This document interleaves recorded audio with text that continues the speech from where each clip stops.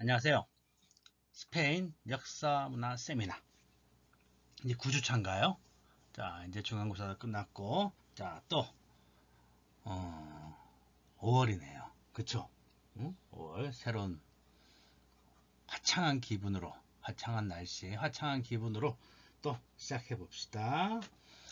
오늘은 발견인가 발명인가 아메리카 등장과 근대의 개막에 대해서 동영상 수업으로 진행하겠습니다. 자, 이제 스페인이 신대륙과 만남을 갖게 되죠. 우리가 말하는 아메리카 대륙이죠. 1492년에 이사벨 여왕이 레콘키스타 국토 수복전을 완성하고, 그쵸? 이베리아 반도에서 아랍 세력을 완전히 몰아내게 됩니다. 그러면서 정치적, 사상적 통일을 꾀하죠. 그래서 종교가 다른, 즉 가톨릭에 귀하지 않는 유대인들은 추방령을 하고, 이건 우리 저번 시간에 이야기했었죠. 자, 그리고 신대륙을 정복합니다. 근데 우리가 여기서 또 하나 눈여겨봐야 될 것은 바로 이 1492년에 소위 말해 스페인어 문법 책이죠. 그 통일문법 책입니다. 스페인어 통일문법 책. 물론 문법 책이 있었겠죠. 그런데 이제 소위 말하는 통일문법 책이 나오게 됩니다. 안토니오 데 네브리아라는 당대 최고의 인문학자죠. 언어학자죠. 그러니까 당시에 그 스페인어로 이제 필롤로히아라고 그러죠. 필롤로히아라고 우리말로 하면 인문학인데, 언어, 문학, 역사, 이런 학문을 통틀어서 다루는 이제 학부죠. 필롤로히아, 우리 같으면 이제 인문학부인데, 언어학도 그 중에 한 일부분이었죠. 그래서 어쨌든 당시 최고의 유럽에서 최고의 학자 중에 한 명이었습니다. 네브리아가 스페인어 통일 문법서를 만들어서 이사벨 여왕에게 바치죠. 바치면서 이런 말을 합니다. 폐하, 스페인어 수 마헤스타시죠. 수 마헤스타. 언어는 제국의 동반자입니다. 자, 이가 1492년에 통일문법 책이 나온 것이 우연일까요? 아닐까요? 힌트는 밑에 나오죠. 언어는 제국의 동반자입니다. 자, 1분간 상상할 시간 줄게요.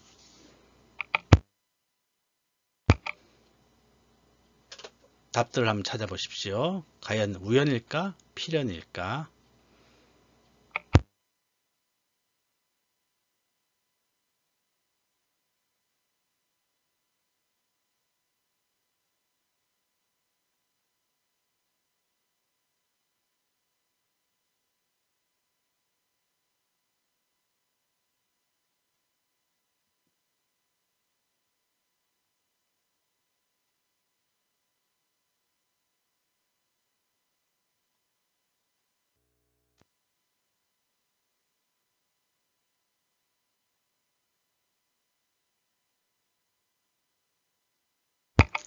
자, 답은 확실한 우리 팩트는 정확히 모르겠지만은 어느 정도 추측건데 필연입니다. 절대 우연이 아니고 1492년에 문법책이 나온 것은 절대 우연이 아니고 필연적이다. 자, 보세요. 통일을 했죠. 통일을 했습니다. 그러면은 어떻게 되죠? 통일을 하고 나면은 그리고 통일한 다음 뭐 했어요? 식민지를 만들었죠. 중남미를. 쳐들어갑니다. 자, 쳐들어갈 때 뭐로 쳐들어가죠? 뭘 가지고 갑니까? 뭘 가지고 전쟁을 일으키죠? 바로 칼이죠. 총과 칼입니다. 총과 칼 가지고 정복을 합니다. 자, 그 식민지를 만들었어요. 그 다음에 필요한 건 뭐죠? 그 다음 필요한 거는 바로 언어라는 겁니다. 칼은 이제 쓸모가 없게 됐죠. 더 이상 이제 침략이 끝났으니까 이제 내 땅이 됐어요. 그 다음에 거기에 살고 있는 사람들을 내 사람으로 만들어야 됩니다. 언제까지나 칼로서 위협해서 내 사람이 될 수는 없는 거죠. 따라오게 해야 됩니다. 나를 따라오게 해야 되는 거죠. 바로 거기에 가장 필요한 것이 언어라는 겁니다. 나의 모든 것, 내가 가지고 있는 문화를 전달해 줄 수 있는 수단이 바로 언어입니다. 언어. 그만큼 언어라는 건 굉장히 중요해요. 우리도 일제시대 때 일본인들이 우리 한글 말살 정책을 폈죠. 이름도 일본식으로 바꾸고 한글을 못 쓰고 했잖아요. 학교에서도 일본어를 가르치고 바로 언어를 전해주면은 사람은 그 언어를 따라가게 됐어요. 즉 그 언어에 담겨 있는 혼을 따라가게 됩니다. 언어에는 혼이 들어있어요. 왜? 한글도 나이가 꽤 많죠. 그렇죠? 한글도 여러분보다 나이가 훨씬 더 많죠. 스페인어도 나이가 많습니다. 그 오랜 세월 스페인어가 살아오면서 그 스페인어 안에는 많은 스페인들의 삶의 흔적들이 담겨져 있고 스페인의 사상, 철학, 모든 것이 사고방식까지도 언어에 담겨져 있어요. 그래서 우리가 영어를 중요시 하다 보니까 우리도 모르게 영국과 미국의 사고방식을 따라가게 되는 겁니다. 그러니까 굳이 강제로 시킬 필요 없어요. 말만 전해주면 따라오게 돼 있어요. 그러니까 우리도 어떻게 되죠? 스페인어 이제 열심히 하면은 우리도 스페인식 사고방식을 나도 모르게 하게 되는 겁니다. 그러니까 바로 스페인어를 전해주는 거예요. 자, 그 말을 전해주려면은 어떻게 해야 돼요? 문법책이, 우리도 문법 배우잖아요. 그러니까 문법책이 필요한 겁니다. 통일 문법책이 필요한 거예요. 정리된 문법책이 필요한 거죠. 그래서 네브리아가 그해 1492년에 문법책을 만들었고 바로 언어는 제국의 동반자입니다. 바로 제국주의예요. 그 언어는 제국주의의 강력한 수단이 되는 겁니다. 참, 그래서 무섭죠? 말이란 거는, 언어란 거는 참 무서운 겁니다. 이 언어의 체계는 사람의 사고방식을 장악하게 되는 겁니다. 스페인식 사고방식? 모르겠어요. 코로나한테는 약했는데, 인간의 삶의 행복이란 단어를 놓고 볼 때는 그렇게 나쁘지 않은 단어 같은데, 모르겠어요. 각자의 판단은 다를 거니까. 자, 이제 우리는 그 스페인 역사에 있어서 또 한 명의 중요한, 아주 엄청 중요한 인물과 만나게 됩니다. 바로 크리스토발 콜론. 한국 이름으로는 콜럼버스입니다. 콜럼버스. 근데 스페인 역사에 있어서 가장 중요한 인물이지만 정작 출신은 이탈리아 제노바 출신입니다.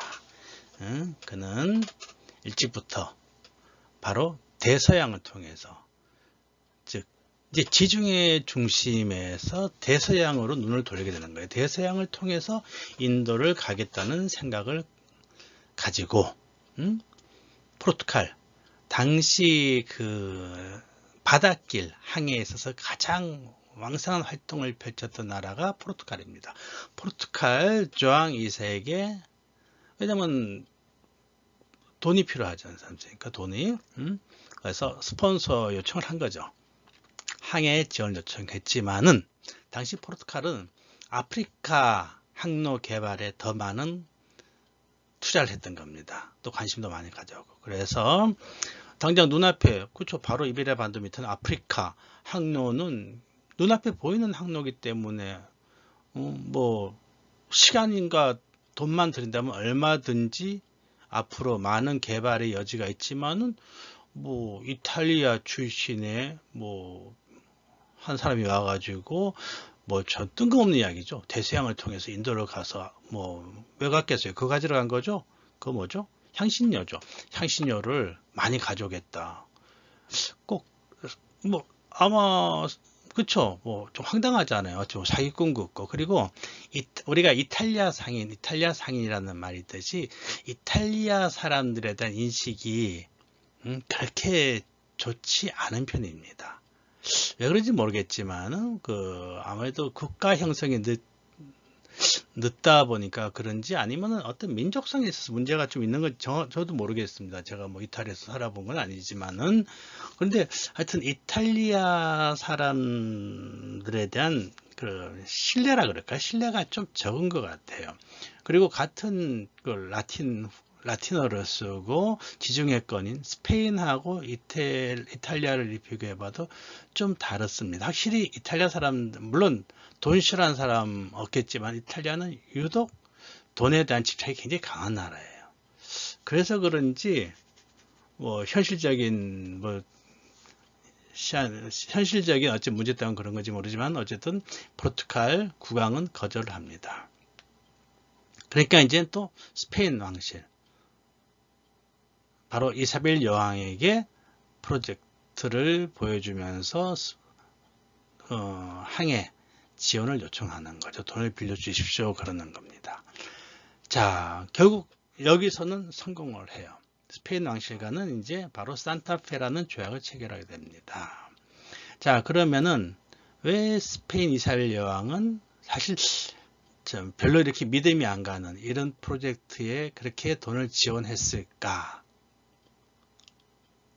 자, 이것도 잠시 틈을 줄 테니까 한 1분만 시간 줄게요. 한번 상상해 보십시오. 자, 스페인은 이제 통일을 했죠. 바로 전쟁이죠. 전쟁이 이제 끝난 겁니다. 그러면 전쟁을 할 때 가장 필요했던 사람들이 군인이죠. 자, 군인들이 열심히 이제 싸워서 아랍인들을 몰아냈어요. 그러면은 뭔가 보상을 해줘야죠. 응? 그들에게 뭐 일자리를 준다든가 하여튼 먹고 살 수 있게끔 만들어줘야 되죠. 그런데 왜 독일이 통일할 때도 그랬지만 통일이라는 것이 통일 비용이 듭니다. 그렇죠? 전쟁을 한다는 것은 전쟁 돈이 들죠. 비용이 들어요. 그러니까 스페인이 통일을 했지만은 그 엄청난 비용 대가를 지불했겠죠. 그러니까 막상 통일은 했지만 이제는 개발할 돈이 필요한 겁니다. 그렇죠? 통일했다고 뭐든지 끝나는 게 아니잖아요. 이제 새로 이제 거기다가 뭔가를 집도 짓고 건물도 세우고 나라를 이제 새로 개척해 나가야 되는 겁니다. 그러니까 돈이 필요하고 그리고 또 그러니까 개발비도 필요하고 그 군인들 먹고 살 것도 해결해 줘야 되고 그렇죠. 만일 그 많은 군인들의 그 먹고 사는 문제가 해결이 안 된다면 어떤 일이 벌어질까요? 바로 총과 칼을 가지고 있던 사람들입니다. 그리고 실제로 또 끝났다고 해서 다 반납했을까요? 자기 집에 또 기념품을 가지고 있는 사람도 있었을 겁니다. 자, 그럼 사람이 배고프면 어떻게 돼요? 배고프다 보면 결국은 그냥 거리로 뛰쳐나오는 겁니다. 광화문 내거리로 나가는 거죠. 나에게 밥을 달라고 이제 외치고 이제 그러다 보면 이제 반란도 일어날 수 있는 거고 어떤 일이 발생할 수 있다는 가능성이 높아지는 거죠. 그러니까 그 전에 빨리 이들이 배고픔을 달래줘야 되는 거예요. 그래서 뭔가 돈이 필요했는데 그 이탈리아 뱃사람이 와가지고 자기가 돈 많이 벌어오겠다. 조금 지원해둘라. 뭐 큰 돈 투자하지 않는다면 한번 그쵸? 지원했을 만 했겠죠. 어차피 돈이 많이 필요했는데 어딘가 돈을 빌려야 되는데 그렇다면은 이 정도 투자를 해서 대박이 난 다음에는 단방에 모든 것이 해결될 수 있다면 한번 뭐 승부 걸어볼 만도 했을 겁니다. 그렇다고 큰 돈이 드는 것도 아니었으니까. 자, 그래서 이제 지원을 하게 된 겁니다. 그래서 산타페 쪽 약을 맺는데 보면은 뜬구름 잡는 프로젝트만큼 그 요구 조건도 좀 황당했죠. 뭐 엄청났습니다. 만약에 항해 성공 시, 자 크리스토발 콜론은 자기한테 자기 가문의 세습 귀족, 그러니까 자기만 귀족이 되는 것이 아니고 자자손손 대대 귀족이 될 수 있는 세습 귀족 자격을 주고 그 다음에 해군 제국의 직위도 주고 그다음에 자기가 발견하는 모든 식민지 땅의 총독 겸 최고 행정관 직함을 요구합니다. 자, 그건 어떤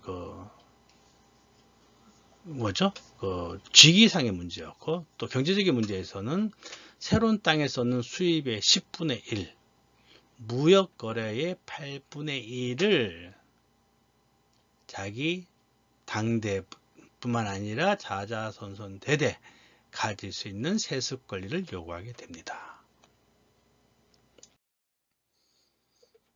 자, 드디어 콜럼버스는 1492년 8월 3일에 스페인 남쪽에 있는 팔로스 항구를 출발합니다. 바로 세 척의 배를 지원받게 되었거든요. 산타 마리아, 그리고 핀타, 니냐라는 세 척의 선단을 이끌고 바로 그 무역풍, 1년 내내 서쪽으로 부는 무역풍을 타고 대서양을 항해하게 됩니다. 그래서 보세요. 연도가 중요한 건 아닌데 1492년 10월 12일이니까 두 달이죠. 두 달간의 항해 끝에 바하마 군도, 바로 카리브죠. 카리브. 바하마 군도의 어느 섬에 도착하게 됩니다. 이후로 총틀어 콜럼버스는 4차례에 걸쳐서 항해를 하게 되고 마지막에 1506년에 바야돌릿에서 사망을 하게 되는데 참 초라한 죽음을 맞이하게 되죠. 결국은 자기의 꿈을 이루지 못하게 됩니다.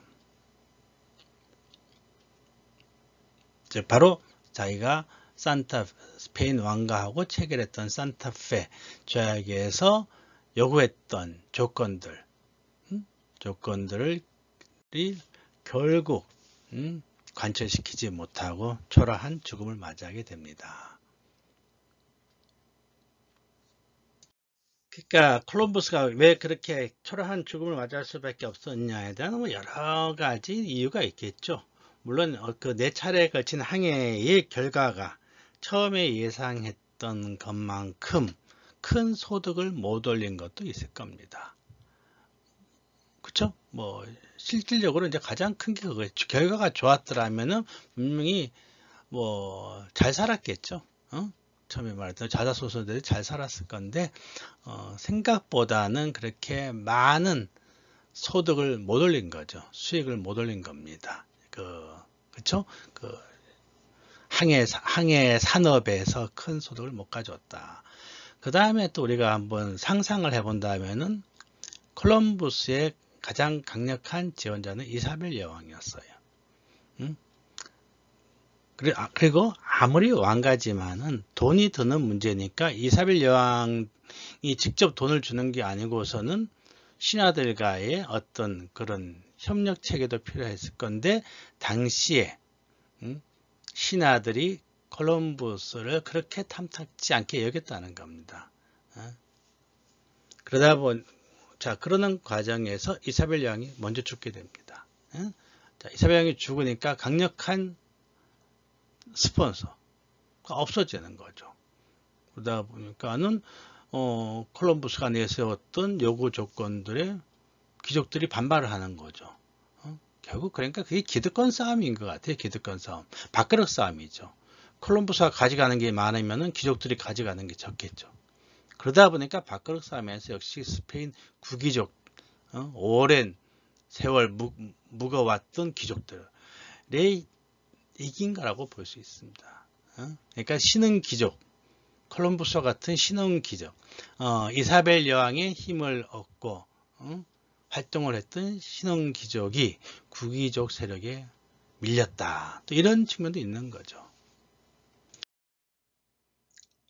앞에 내가 실수로 녹음이 중단돼 가지고 다시 시트를 하나를 복사해서 계속 설명을 이어가겠습니다. 자, 이러한 크리스토퍼 콜럼버스에 대해서 역사는 어떻게 평가를 하고 있을까?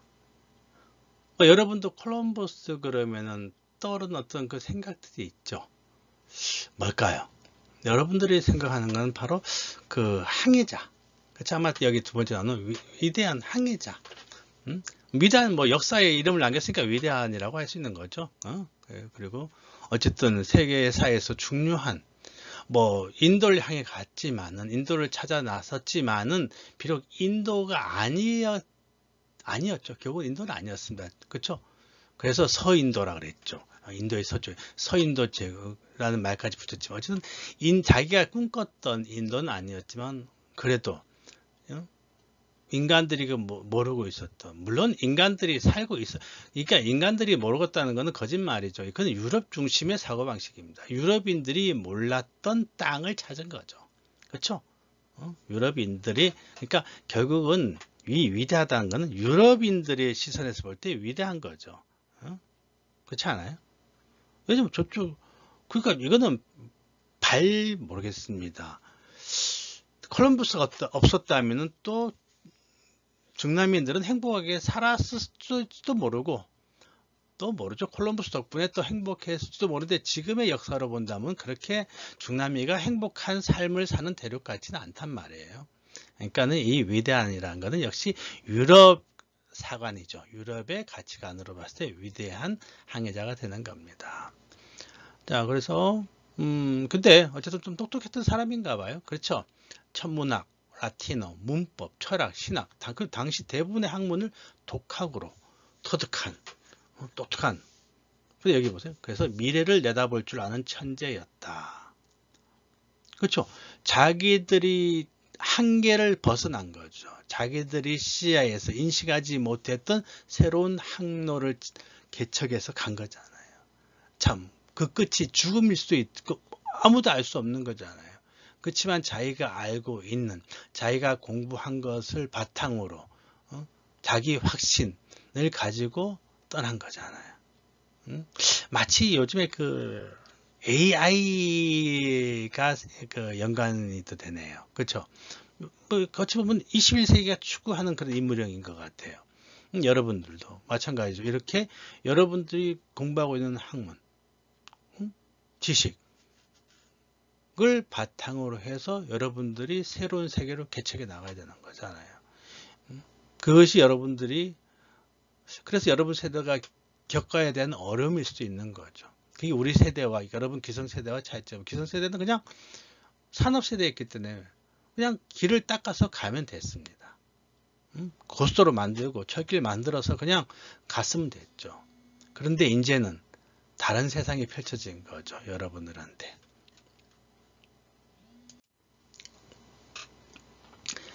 자, 이러한 긍정적인 인간적으로 긍정적인 능력을 가진 인물이었지만 그 반면에는 또 이렇게 부정적인 해석도 있죠. 탐욕스러운 제국주의자다.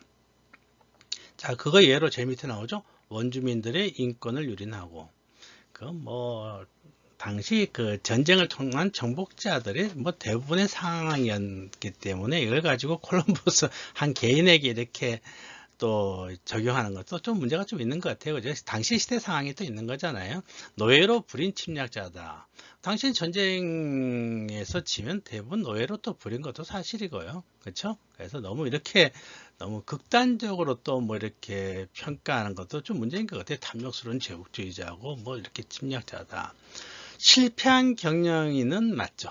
그렇죠? 결국은 자기가 기획했던 것만큼의 결과는 갖지 못하였고, 참 이런 지금 보면은 미래를 내다본다. 그래서 세계로 나가자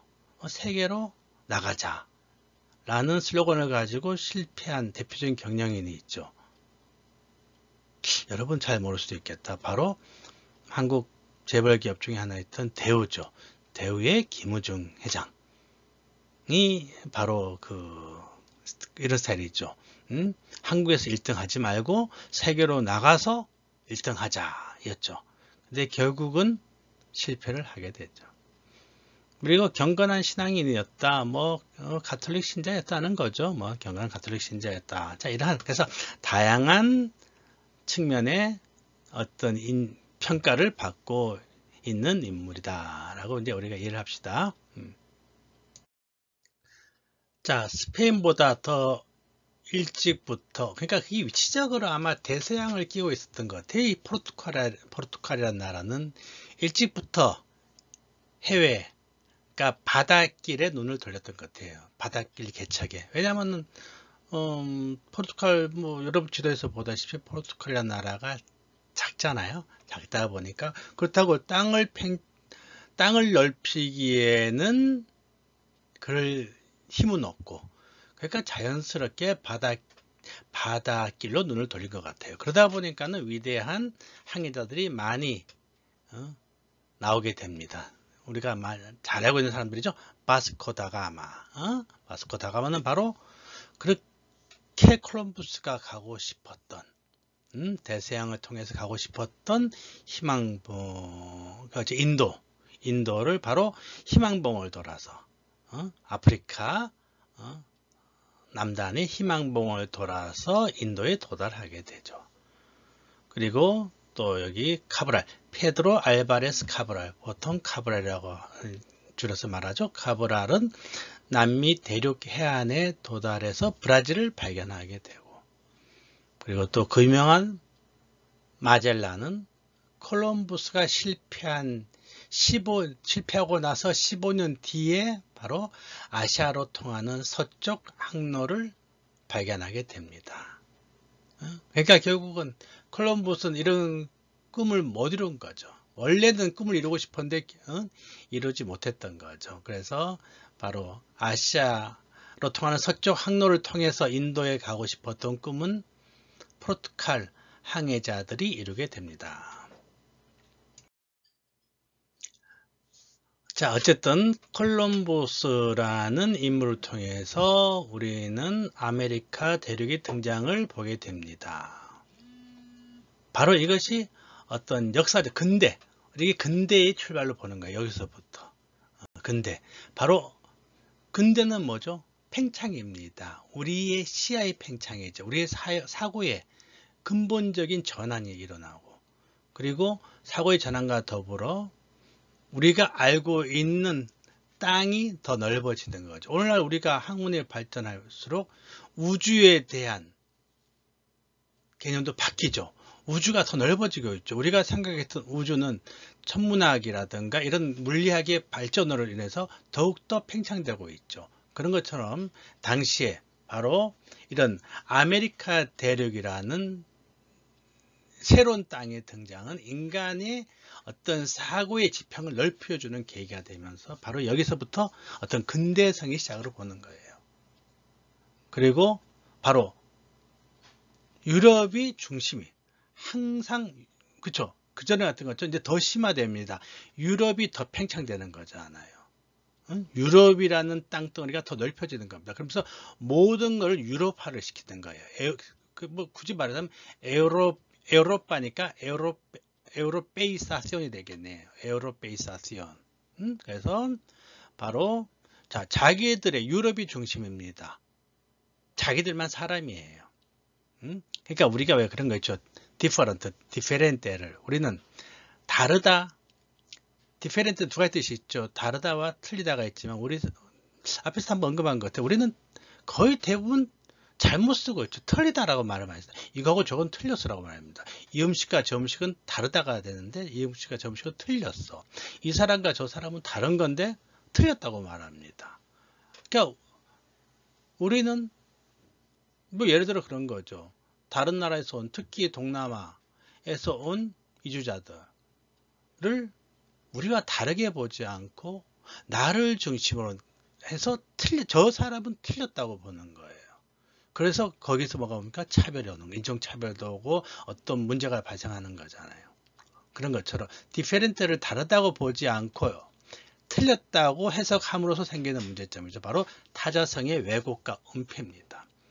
즉, 저 사람이 나와 다르다고 함으로써 같은 인격체라는 것을 인정하고 거기서부터 다름을 차이점을 찾아가야 되는데 틀렸다고 함으로써 저 사람은 이 인간성에 대해서 근본적으로 문제를 제기하는 겁니다. 왜곡이죠. 인간성의 왜곡입니다. 그리고 감춰버려요. 자, 나의 모든 것을 그러니까 잘난 것은 내 탓이고 못난 것은 제 탓이에요. 잘못된 거 제 탓입니다. 은폐예요. 내 거를 감춰버리는 거예요. 나의 잘못된 거를 그냥 넘겨주고 감춰버립니다. 또 그전에는 지중해였죠. 세계사의 축이 이제 지중해에서 대서양으로 이동하게 됩니다.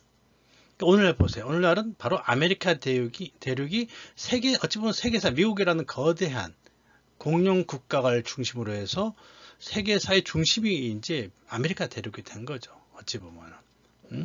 그래서 바로 지금 여기서부터죠. 아메리카 대륙이 포함된 온전한 의미 세계사가 드디어 또 이제 시작되었다.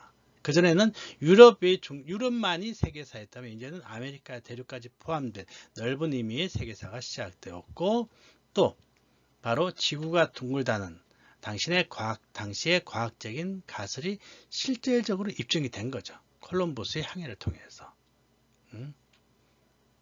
자, 이렇게 두 대륙이 이제 합쳐지게 됩니다. 자, 우리가 여러분도 이제 그쵸? 남자친구를 만나고 여자친구를 만나면서 서로가 두 사람이 같이 이제 사랑을 하게 되면서 하다 보면 좋은 점도 있지만 또 나쁜 점도 있죠. 문제점도 생기지 않습니까? 서로 다른 환경에서 또 다른 어떤 캐릭터, 아이덴티티로 성장해 온 사람들이 만날 때 왜 문제점이 없겠어요? 또 문제점이 있음으로써 우리가 그 정반합이라고 그러죠. 그 문제점을 통해서 내가 더욱더 발전을 할 수가 있는 거잖아요. 두 사람이 더욱더 발전적인 만남을 갖게 되는 거죠. 자, 그런 것처럼 이 유럽 대륙과 아메리카 대륙이 이제 만나게 됨으로써 많은 문제점이 생깁니다. 아주 그렇죠?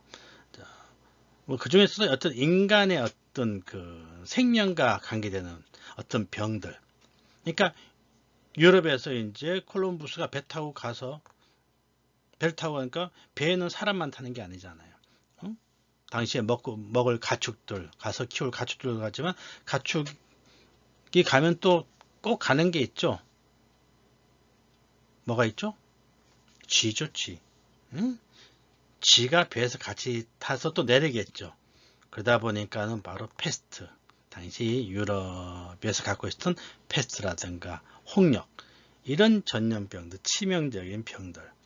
그 다음에 또 등등 여러 가지 병들이 또 갔겠죠.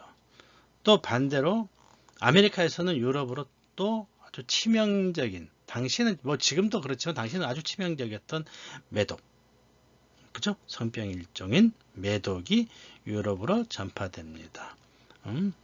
그래서 이런 질병으로 많은 사람들이 죽는가 하면 또 긍정적인 측면에서는 어떤 식물의 정파죠. 식물. 아메리카 대륙에서는 감자, 대표적인 구황식물들이죠. 감자, 고구마, 옥수수, 이런 대표적인 구황식물들이, 즉 사람이 생명을 살릴 수 있는 바로 그런 구황식물들이 전파되고 됨으로써 유럽 당시 아시아와 유럽에서 어떤 사람들이 그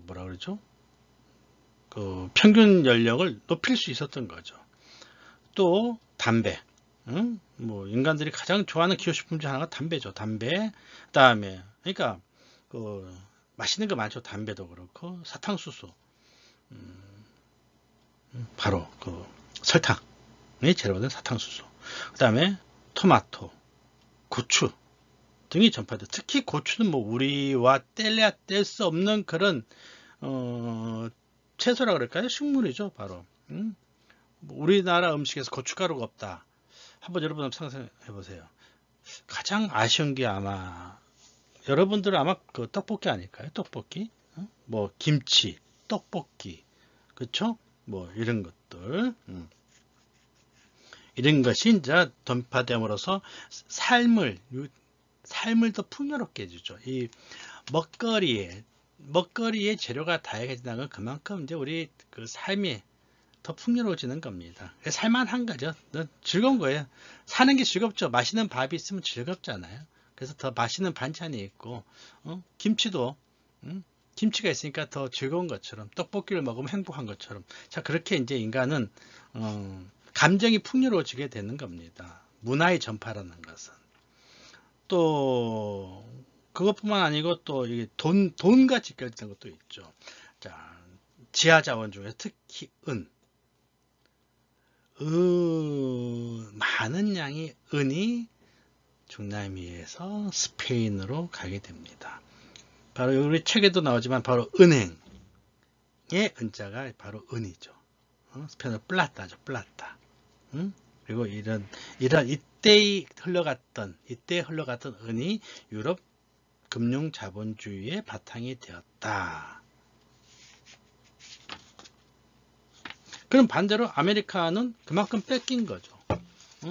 이유 없이 자기들 걸 뺏긴 겁니다. 뭐 오늘 판 것도 아니고 그냥 공짜로 다 가져가 버리잖아요. 그러니까 결국 아메리카 대륙이 받은 것은 유럽 제국주의의 침탈이었죠. 유럽주의 침탈. 그러니까 콜럼부스의 항해란 것은 우리 책의 표현처럼 유럽인들에게는 축복이었지만은 아메리카인들에게는 재앙의 시작이었다. 자, 이게 이제 근대입니다. 이렇게 근대는 불합리하게, 서로 불공평하게 출발한 겁니다. 근대의 출발은. 자, 혹시 교과서를 가지고 있는 친구들은 거기 전번에 말했지만 그 밑에 다른 색깔로 되어 있는, 바탕색에 다른 색깔로 좀 연한 초록색으로 되어 있는 부분, 또르테시아스 조약. 왜 브라질은 포르투갈을 쓰는가? 뭐 아까 우리 잠시 언급됐죠.